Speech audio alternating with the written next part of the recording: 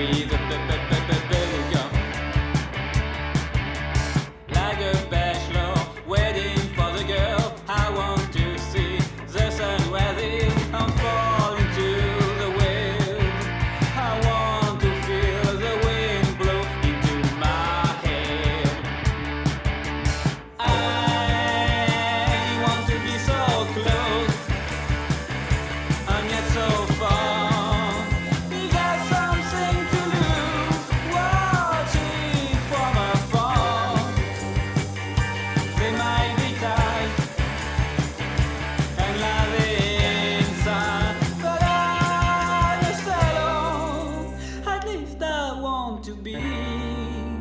I'm a salon. Bienvenue à la librairie des Quatre Chemins pour assister à la 5e émission des Rencontres Polars de Jimmy. Un grand merci au public qui est venu et qui nous accompagne une nouvelle fois. Ce soir, nous accueillons Michel Carré. Auteur lillois, il a écrit dans tous les genres, le roman, le polar, le feuilleton radiophonique, le théâtre, avec toujours autant de réussite. Il nous a emmenés dans d'effroyables jardins et dans son dernier opus, il nous promène dans les rues du 15e arrondissement de Paris. Il est Grand Prix de la littérature policière comme Léo Mallet. Bonsoir Michel. Bonsoir. Léo Mallet, c'est quelqu'un que tu as connu. Oui, connu, c'est peut-être beaucoup dire. En tout cas, je l'ai rencontré 4 ou 5 fois autour de bière. Et c'était un vieux voyou. Hein. Il avait un peu le chic pour se faire payer des chopes, le soir en particulier. Il disait tu vas me payer une bière parce que après je vais me suicider. Donc demain tu pourras pas me payer de bière. Donc c'est maintenant. Alors on va payer une bière. Le lendemain au petit déjeuner, on revoyait Léo. On disait alors non, finalement hier soir c'était pas le bon soir, mais ce soir je me suicide vraiment. Alors, tu peux y aller, l'apéro à midi, c'est pour toi. Alors, on payait l'apéro, puis alors c'était soit Deninck, soit moi, soit JB Pouy. On se relayait un peu pour abreuver Léo Mallet. Et bon, c'était un rituel, personne ne croyait à cette affaire, mais on était content de boire des pots ensemble. Et puis, c'était déjà une légende vivante. Donc... Pour les jeunes auteurs de romans noirs qu'on était, ou les récents auteurs de romans noirs qu'on était, on est dans les années 85. Hein, c'était très gratifiant. Est-ce que tu as parlé avec lui du personnage ? À l'époque, non, c'était pas... Est-ce que tu avais l'idée qu'un jour tu écrirais un Burma ? Ah, surtout pas, non, voilà. Surtout pas. Ça m'est tombé dessus de façon très brutale, hein. C'est comme si on me demandait d'écrire un Sherlock Holmes ou un Maigret. Curieusement d'ailleurs, personne n'ose reprendre le personnage de Maigret. Peut-être parce qu'il est moins adaptable à notre monde. Si tu me permets, oui. Dans cette collection-là, le Nestor Burma, il a la bonne quarantaine, oui. Mais ce sont des histoires qui se passent aujourd'hui. Ah, aujourd'hui, oui, complètement. Là, on l'a pas fait vieillir, on a décalé les choses aujourd'hui. Donc, il a 40 ans aujourd'hui. Qu'est-ce que ça apporte ? Qu'est-ce que ça change par rapport à l'ancienne collection ? Qu'est-ce que ça permet ? Ça permet le téléphone portable, ça permet l'ADN, ça permet l'ordinateur, ça permet une secrétaire qui est parfaitement au point de l'informatique, avec une espèce de copain, collègue, qui lui aussi est une espèce de geek et qui maîtrise tout ça. Donc ça permet une espèce de modernité des moyens d'investigation. Il n'empêche que sur le plan idéologique, sur le plan humain, il n'a pas changé, lui. Il n'a pas changé. Ça, c'est toujours un anti-autorité, c'est toujours quelqu'un qui est anard au plus profond de lui-même, c'est toujours quelqu'un qui est un séducteur impénitent, c'est toujours quelqu'un qui aime bien boire un petit coup, c'est toujours quelqu'un qui a un amoureux des armes, sauf dans le mien. Alors justement, parlons-en, parce que le Nestor Burma qu'on a connu, qui c'est un bagarreur, etc., là, dans le tien, c'est pas du tout ça. C'est un personnage que j'ai trouvé, moi, sentimental. Il l'est, oui. Qu'est-ce qui lui est arrivé à Nestor ? Moi, j'avais envie de détourner les règles, les consignes. Pour moi, c'est remarquable parce que ça permet d'être libre à l'intérieur des consignes. Là, les consignes, c'était la Bible telle qu'on l'a définie à plusieurs, enfin surtout les autres, moi moins. Donc là, j'ai eu envie de détourner ça. Et pour ça, j'ai fait en sorte que le cadavre qu'on découvre... C'est ton côté taquin. C'est mon côté emmerdeur, quoi, oui. Le cadavre qu'on découvre au début, c'est le cadavre de l'amour de jeunesse de Nestor. Et C'est pas très sympa. non, c'est pas très sympa. Mais lui, il ça est marche. très triste, justement. Ouais. Et il se souvient à ce moment-là que cette demoiselle, qui s'appelait Brigitte, comme ma femme, ça lui a fait bien plaisir à ma femme, lui disait, Nestor, tu t'habilles pas bien. Nestor, t'es trop violent. Nestor, tu parles pas bien. Nestor, t'emploies des gros mots.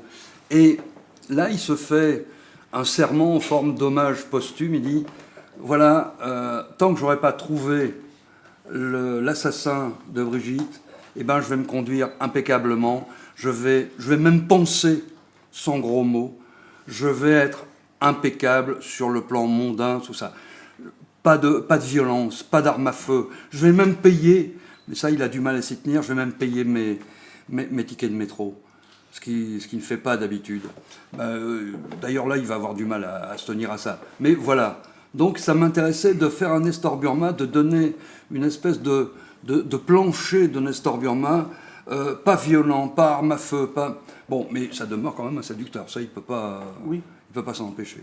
Oui, Ouais. mais un séducteur qui parle dans ton roman très bien des femmes et qui a même un côté, moi j'ai trouvé qu'il y avait quelques moments très poétiques dans ce roman-là. Oui, mais c'est parce que c'est pas un méchant, Nestor Burma. Hein. C'est pas un sale type. Il a un bon fond.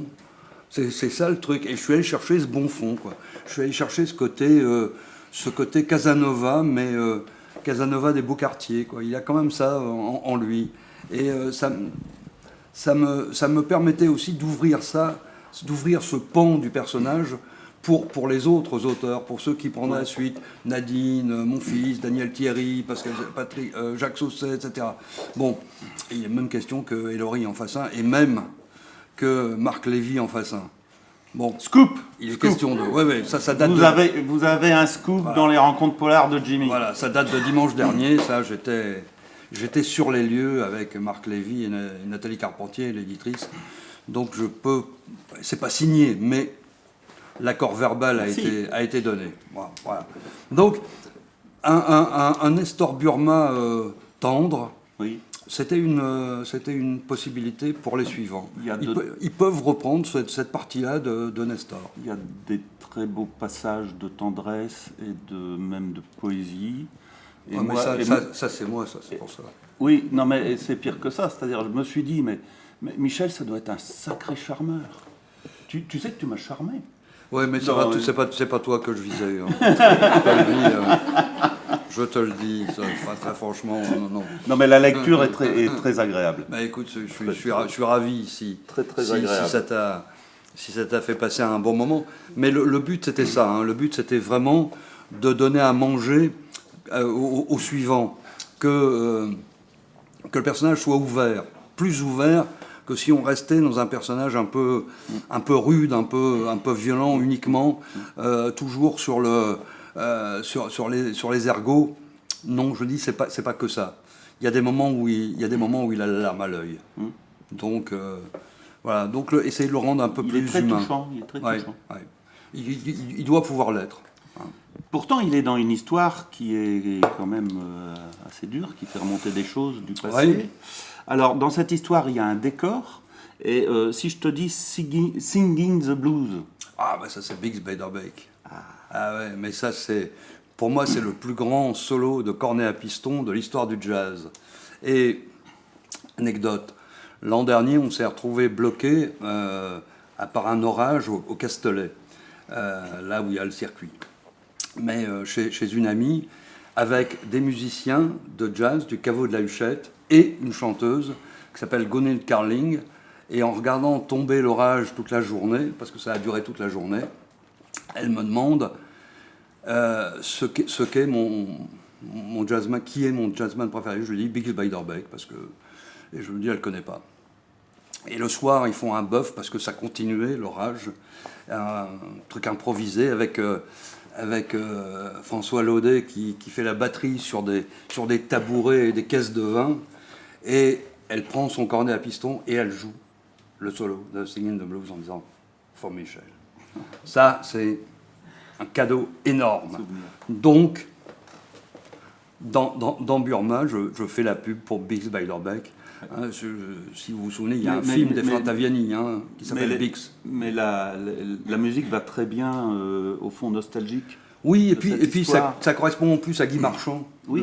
Qu'il a incarné à la télé. Et oui, c'est une musique pour Bob Fosse, pour Chicago, c'est une musique pour tous ces gens-là, quoi. Alors, dans l'histoire, tu nous parles du cinéma sous l'occupation ?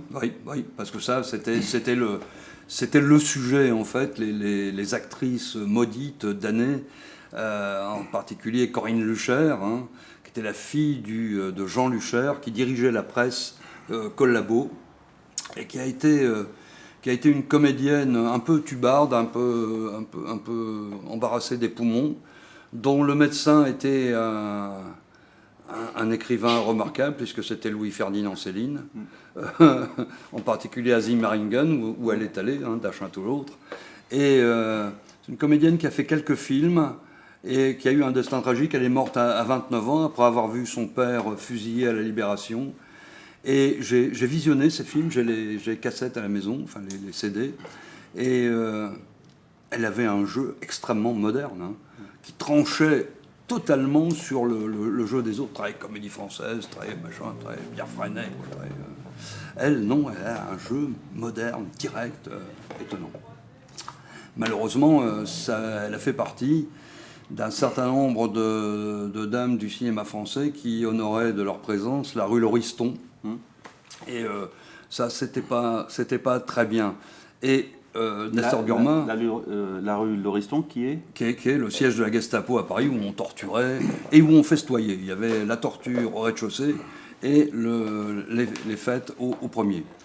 Et ce qui a provoqué le meurtre de Brigitte, il semble que ce soit des révélations justement sur ces comédiennes maudites. Hein, Yvette Lebeau, qui est morte à 103 ans aux USA, en disant il a fait du champagne, tout se passait bien, pourquoi on n'y serait pas allé, rue Lauriston? Bon, une femme simple, quoi. Et donc, c'est un manuscrit, ce sont des révélations sur ces comédiennes d'années qui auraient fait assassiner Brigitte. Donc, Burma remonte la piste de ce manuscrit en cherchant qui aurait bien pu acheter les droits ou refuser les droits ou être impliqué dans qui aurait tué quelqu'un qui dénonce les comédiennes maudites. Et tu parles d'autre chose qu'on n'a pas beaucoup évoqué jusqu'aux années 90, c'est la spoliation. Ah oui, la spoliation des Juifs, oui, ça c'est l'opération Mobile et puis l'opération immobilier, c'est-à-dire tous les biens qui étaient rachetés aux Juifs pour 3 francs 6 sous. Qu'est-ce qui t'a tenté dans ce rappel ? C'est mon petit bagage personnel, c'est des trucs qui m'ont toujours fait...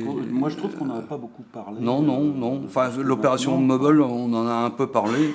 C'était d'ailleurs un type qui avait un nom juif qui était chargé de ça chez les Allemands. Je ne sais plus son nom, mais c'est Braunstein, un truc comme ça. Mais oui, la spoliation des Juifs. Alors j'ai fait une petite enquête et je me suis rendu compte que l'affaire avait commencé au Luxembourg, en fait. Au Luxembourg, on a racheté les biens des Juifs pour le franc luxembourgeois symbolique. Et je ne sais plus les chiffres, mais c'est monstrueux. J'ai un gros dossier là-dessus. Au début de la guerre, il devait y avoir, je sais pas, disons 5000 Juifs, c'est à peu près le chiffre. Et à la fin de la guerre, il devait en rester une centaine. Et la centaine, ils n'avaient plus rien. Hein. Ils étaient complètement démunis. Plus un champ, parce que ça passait par, évidemment, les prairies, les champs, les immeubles, etc. Tout ça, c'était racheté. Et je suis allé passer une semaine à Luxembourg pour intervenir au lycée français, là, en janvier, il y a 6 mois, donc. Et j'ai pas pu m'empêcher, quand même, en marchant dans les rues, de me dire qu'est-ce qui, ici, appartenait à des juifs et appartient maintenant à une banque ou à un particulier. Il ne faudrait pas avoir de mémoire quand on ne peut rien faire. Oui, mais je peux te dire que ça fait de très beaux romans. Moi, j'ai trouvé que c'était un Nestor Burma qui était un très beau Burma, où il y a une touche stylistique incomparable, mais là, on est sur du Michel Quint. Bah, je travaille. Je travaille. Dis-le plus fort, parce qu'il y a des auteurs ici, ça va les consoler. Oui, non, mais c'est tout. C'est l'écriture, c'est du travail. Il ne faut pas croire à Victor Hugo qui dit ce que dit la bouche d'ombre, les muses, tout ça. Non, c'est... Alors, il y a des enquêtes. Oui, là, en l'occurrence, il y a de la documentation. Ce n'est pas toujours le cas, mais il y a quand même toujours un peu de documentation. Mais très souvent, c'est de la vérification. C'est-à-dire, je parle de ce que j'ai dans les poches. J'emploie souvent cette image. Je parle de ce que j'ai dans les poches. Puis je me dis, tiens, je vais parler des juifs spoliés. Je mets tout sur la table, tout ce que je sais sur les juifs spoliés. Et puis, je dis, tiens, ça, c'est intéressant. Et je vais vérifier. Et puis, évidemment, par arborescence, je me retrouve... Donc tout ce qui est dans ce roman passionnant est vrai. Oui, absolument. D'accord. Absolument. Alors, j'ai trouvé aussi qu'il y avait une ambiance que tu as réussi à mettre avec le jazz, avec la nostalgie, avec les petits troquets dans lesquels on se balade dans le 15e. Ouais. Bon. Mais ça, je l'ai fait avec une copine. Je les ai fait avec une copine, les troquets. J'ai envoyé une amie... C'est du dévouement. Voilà, c'est du dévouement. Je l'ai envoyé en reconnaissance, et puis ensuite, je suis allé avec elle pour voir si... Mais oui, là aussi, c'est dans les consignes, ça. Il fallait que ce soit ancré vraiment dans le bitume, quoi, dans le trottoir parisien. Donc, je me suis dit, si tu inventes un bistrot, ça va pas le faire. Donc, le Pierrot, par exemple, le Pierrot, cet ami me prête un appartement quand je suis à Paris, et c'est au coin de Grenelle et de la Motte-Piquet, et le Pierrot, c'est le bistrot où on va tout le temps, quoi. Et voilà. Alors moi, je vais te dire, quand tu décris ces troquets, moi, ça m'a donné envie d'aller boire des coups avec toi et Nestor Burma. Ouais. Mais je vais te conseiller un truc. Est-ce que tu peux pas changer la boisson? Parce que tu lui fais boire des bières, pas toujours très bonnes. Non. Alors, si tu pouvais le remettre au Bushmill Malt, Ouais. moi, ça m'irait mieux. Tu vois. Mais c'est pas une boisson de jeunesse, ça. Parce que la bière, la mauvaise bière qu'il boit, c'est parce que quand il était jeune, quand il aimait Brigitte, il buvait des chopes. Parce que c'était pas cher. Tandis que le bon whisky, c'est trop cher pour le jeune homme qu'il était. Merci. C'est moi. Michel, j'étais ravi de te recevoir. C'était un grand plaisir. Donc allez-y, il y a une ambiance. On découvre un Burma que j'ai trouvé un peu nouveau. Il y a beaucoup de sentiments, il y a une histoire, il y a une vraie histoire. Donc allez-y. Merci Michel. C'est moi.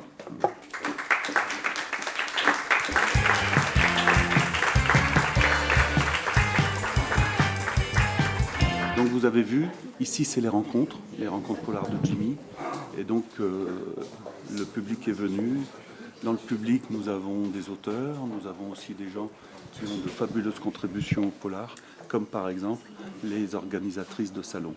Bonsoir Élodie. Bonsoir Jean-Marc.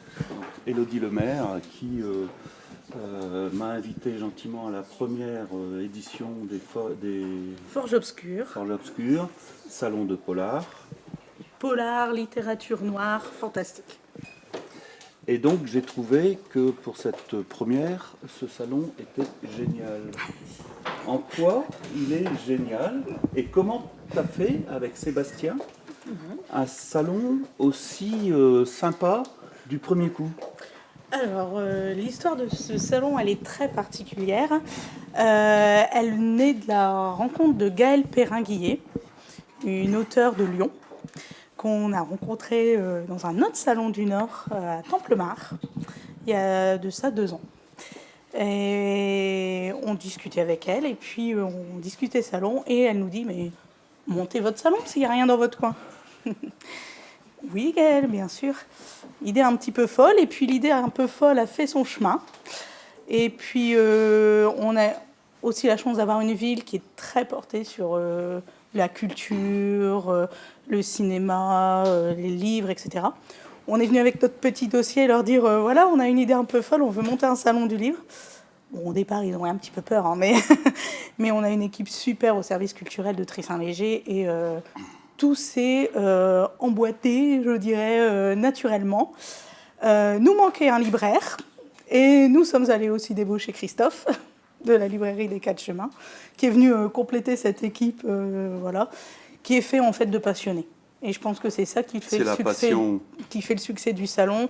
Ça a été une histoire de passion avec des auteurs au départ qu'on allait chercher parce qu'on les connaissait, qui nous ont répondu parce qu'ils nous connaissaient, qui nous ont fait confiance, ou ils connaissaient Christophe. Et ça a été des très belles rencontres, comme la tienne. Tout à fait. Et voilà, c'est la passion qui nous a animés de A à Z. Et à notre grande satisfaction, tout le monde était heureux à la fin du salon. Ah, je te le confirme. Je te le confirme vraiment. Et donc, est-ce qu'il va y avoir des changements pour le prochain ? Alors, la date du prochain reste proche de la date du premier, donc ça sera le 18 mai 2020. Oui. On sera là. Le 16 mai 2020, oui, pardon. 16 mai, on sera quand même là. On sera quand même là aussi. On augmente un petit peu le nombre d'auteurs. On était 26 cette année, on va passer la trentaine. Contrairement à cette année, le midi, on fera une petite coupure parce que c'était un petit peu chaotique quand même. C'était notre seule organisation. Et puis voilà, là on est en train de travailler la liste d'auteurs, les animations, et on est reparti. On combat le blues post-salon en se mettant sur la prochaine édition. Très bien. Donc, écoute, tu viendras nous en parler à l'émission d'avril ou dans ces eaux-là. Hein, tu viendras nous dire les auteurs. Tu peux déjà nous donner des noms, non ? Tête d'affiche ? Alors, cette année, on a eu la joie de recevoir Stéphane Bourgoin, qui rempile pour l'année prochaine. D'accord, ok. Voilà. Après, il n'y a rien de signé pour les autres, alors on va... Non. Mais on a des gens qui nous font très confiance. Après, bon, il reste des accords de principe. Par exemple, elle devait essayer de venir cette année. Elle n'a pas pu. Armelle Carbonel, normalement, devrait faire partie de nos auteurs invités. Alors, tu n'as pas parlé de quelque chose, moi, que j'ai trouvé super, c'est le lieu. Alors, le lieu, c'est très particulier. Le salon s'appelle Les Forges Obscures parce qu'il a lieu au Théâtre des Forges, qui est en fait un théâtre municipal qui a été complètement rénové par la municipalité, je dirais, il y a une vingtaine d'années, et qui appartenait en fait avant à Usinor, les laminoirs qui étaient dans notre ville, qui avaient construit le quartier avec les corons et le théâtre, qui faisait en fait cinéma pour divertir les ouvriers. Pas mieux pour mettre en valeur la culture populaire. Ah bah je crois que le lieu en lui-même. Voilà, ok. Forge obscure. C'est ça. Ok. Merci beaucoup, Élodie. De rien. Donc au plaisir de se revoir pour annoncer ton salon et donc les gens qui vont y venir l'année prochaine. Le 16 mai. Le 16 mai. Merci, Élodie.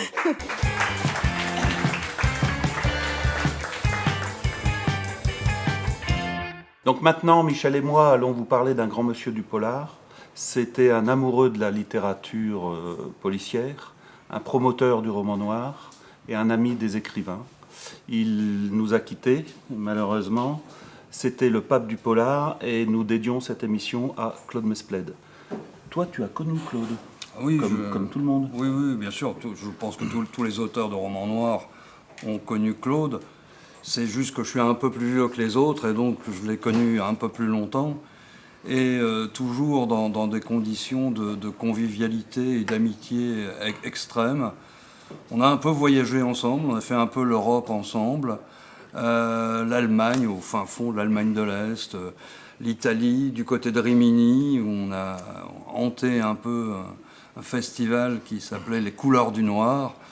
Et avec Claude, oui, il y avait toujours une découverte à faire, il y avait toujours un auteur dont il fallait parler, il était toujours sur la brèche, et en même temps, tout ce qu'il découvrait, tout ce sur quoi il écrivait, ça passait, je dirais, presque à la postérité, c'est-à-dire c'était entériné.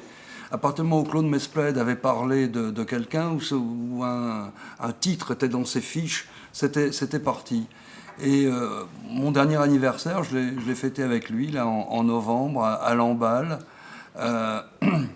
Et j'en garde évidemment un souvenir un peu ému. Ça va être à la fin de la semaine là, le premier festival international du roman noir à Frontignan que je ferai sans lui. Ça va être le 20e, il en a fait 19. Le premier, je m'en souviens, c'était pas à Frontignan, c'était à Clermont-Lérault. Et on a fait une soirée avec son frère. On avait réuni tout le monde dans une église désacralisée, exécrée, comme on dit, pour prendre le terme exact. Et ça avait été une soirée extraordinaire. On était un peu orphelins de bonne bouffe ce soir-là. Et on avait trouvé ce subterfuge d'aller dire une messe du roman noir. Et je me souviens, son frère avait chanté le tango. C'est un souvenir extraordinaire. Voilà. Claude poussait facilement la chansonnette. Oui, très facilement, avec Fred Vargas aussi. Je me souviens là, de soirées Alors on avait des soirées et même des nuits avec Claude qui étaient incroyables, parce que c'était un raconteur infatigable d'anecdotes sur le polar ou sur les gens du polar. Moi je sais qu'on a passé des nuits complètes avec Claude sur ces sujets-là. Oui, c'est parce que ce qui mettait dans ces articles, c'était aussi souvent du vérifié sur le terrain. Et puis c'était un très bon vivant. Oh, il est parti à l'aube de ses 80 ans. Je pense qu'il a eu une vie extrêmement remplie, puis il nous laisse ça, il nous laisse Alors justement, ses articles. qu'est-ce qu'on peut dire de son œuvre? Parce que Claude, il était multifacette. Il a été directeur de collection, il a été éditeur, il a écrit des romans, il faisait des chroniques, il a fait ces 2 dictionnaires qui sont des bibles. Oui, mais c'est ça, c'est la référence. Claude, on les appelle les Mesplaides. Voilà, c'est ça, comme il y a les Larousse ou les Robert. Là, il y a les Mesplaides qui sont des références. Puis il y a toutes ces chroniques qui témoignent de son acuité, de sa perception aiguë des romans. Alors, il était aussi extrêmement bienveillant. Oui. C'est-à-dire que il y avait pas... Et si tu me permets, pour tout le monde, c'est-à-dire pour le confirmé, le débutant, il avait la même bienveillance et la même douceur dans l'approche. Oui, absolument.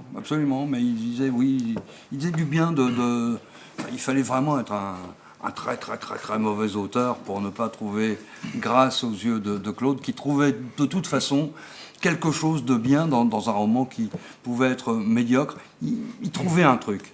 Et donc, grâce lui soit rendue pour cette bienveillance extrême. Alors, qu'est-ce que tu peux nous dire sur les 2 dictionnaires de la littérature policière de Claude, qui sont 2 encyclopédies incroyables? Oui, je peux pas en dire grand-chose. C'est Claude qui est là-dedans, quoi. C'est ce qu'on disait à l'instant, toute sa bienveillance et toute son acuité. Et puis c'est très complet. Alors évidemment, depuis 6 mois qu'il est parti, des parutions ont été faites. Et il va se trouver que ce dictionnaire va être quelque chose d'une référence datée. Mais pourquoi pas, au fond? Pourquoi pas? Alors évidemment, c'est très jubilatoire de faire partie de l'affaire et d'avoir son nom dans le Mesplaid. Bon, voilà. Donc voilà, on est tous un petit peu orphelins de Claude. Il y en a qui ont perdu un maître, il y en a pas qui ont perdu un tuteur. En tout cas, on a tous perdu un ami. Oui, mais Ida est encore là pour se souvenir avec nous de Claude. Ok. Merci, Michel. De rien.